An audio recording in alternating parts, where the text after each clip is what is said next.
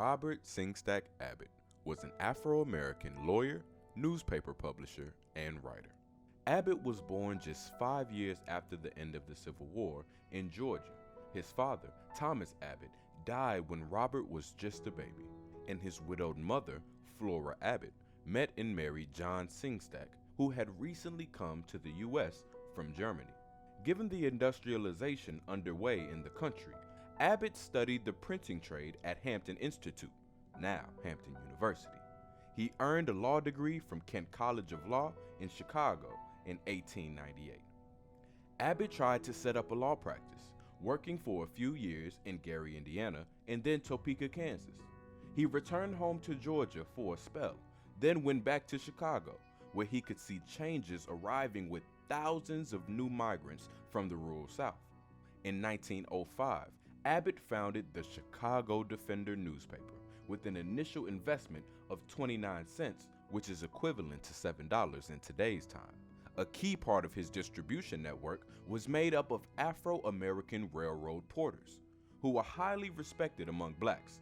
Defender circulation reached 50,000 by 1916 and more than 200,000 by the early 1920s. Credited with contributing to the Great Migration of rural Southern blacks to Chicago, the Defender became the most widely circulated black newspaper in the country. The Defender told stories of earlier migrants to the North, giving hope to disenfranchised and oppressed people in the South. Abbott, through his writings in the Chicago Defender, expressed these stories and encouraged people to leave the South for the more urbanized North. Singstack was a fighter, a defender of rights. The Chicago Defender not only encouraged people to migrate north for a better life, but to fight for their rights once they got there. The slogan of the paper and the first goal was "American race prejudice must be destroyed." And after inventing the fictional character Bud Billiken, Abbott would establish the Bud Billiken Club, and in 1929, Abbott and Kellum founded the Bud Billiken Parade and Picnic. In 1919, Illinois Governor Frank Loudon appointed Abbott to the State Race Relations Commission.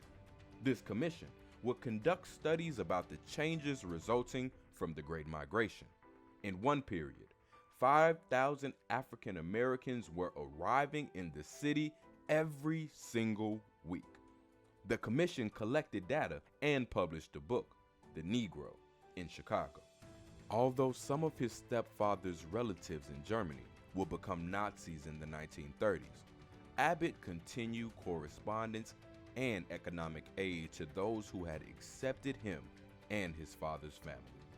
He also assisted descendants of Captain Charles Stevens, the former owner of his enslaved birth father before emancipation. And with his great wealth, Abbott aided the Stevens descendants in Georgia during the Depression, and also paid for the education of their children. Abbott would die of Bright's disease in 1940 in Chicago.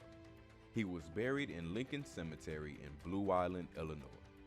Robert Singstack Abbott, a true Afro-American hero, displaying for us all what the power of the pen could truly accomplish.